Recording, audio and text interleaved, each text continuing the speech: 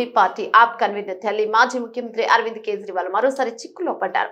ఢిల్లీ మద్యం పాలసీలో money laundering కు ఆరోపణలపై విచారణకు ఎన్ఫోర్స్మెంట్ డైరెక్టరేట్ ఈడీకి లెఫ్టినెంట్ గవర్నర్ వీకే సక్సేనా అనుమతించినట్టు విశ్వసనీయ వర్గాలు వెల్లడించాయి. త్వరలోనే ఢిల్లీ శాసనసభ ఎన్నికలు జరగనుండగా ఈ పరిణామం చోటు చేసుకోవడం గమనార్హం. సార్వత్రిక ఎన్నికల్లో ఆప్ ఘోర పరాజయం మూడగట్టుకోవడంతో అసెంబ్లీ ఎన్నికల్లో గెలిచి అధికారం నిలబెట్టుకోవాలని భావిస్తున్న కేజ్రీవాల్ కి ఇది కాస్త ఇబ్బందికర పరిణామమే.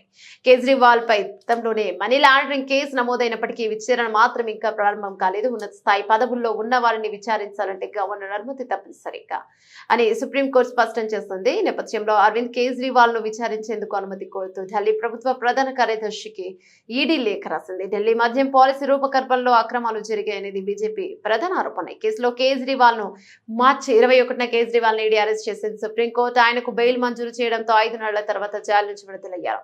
విడుదలైన తర్వాత సీఎం పదవికి రాజీనామా చేశారు. తన వారసురాలిగా అతిశిని నియమించారు. మద్యం పాలసీ కేసులో కేజ్రీవాల్ తో పాటు మనీష్ సిసోడియాలే కీలకంగా వ్యవహరించారని ప్రధాన ఆరోపణ. సిబిఐ ఈడీలు కేసులు నమోదు చేసి పలువురిని అరెస్ట్ చేసింది. సిసోడియాను కూడా అరెస్ట్ చేయగా 18 నెలల పాటు జైల్లో ఉన్న ఆయన ఈ ఏడాది ఆగస్టులో బెయిల్ లభించడంతో విడుదలయ్యారు. మద్యం పాలసీ కేసులో అరెస్ట్ అయిన కేజ్రీవాల్ కు సార్వత్రిక ఎన్నికల ప్రచారం కోసం సుప్రీంకోర్టు 21 రోజుల మధ్యంతర బెయిల్ ఇచ్చింది. మే 10 నుంచి జూన్ 1 వరకు బెయిల్ పై ఉన్న కేజ్రీవాల్ జూన్ 2న ఆయన మళ్లీ జైల్లో లొంగిపోయారు. జూన్ 20న ట్రయల్ కోర్టులో బెయిల్ ఇవ్వగా ఈడీ సవాల్ చేయడంతో జూన్ 25న హైకోర్టు స్టే విధించింది. ఇక జూన్ 26న ఢిల్లీ కుంభకోణం కేసులో ఆయన సిబిఐ అరెస్ట్ చేసింది. జూలై 12న ఈడీ కేసులో సుప్రీంకోర్టు బెయిల్ మంజూరు చేసినప్పటికీ సిబిఐ అరెస్ట్ చేయడం వల్ల జైల్లోనే ఉండాల్సి వచ్చింది. ఇక చివరకు సెప్టెంబర్ 13న సిబిఐ కేసులను బెయిల్ మంజూరు చేయడంతో కేజ్రీవాల్ విడుదలయ్యారు.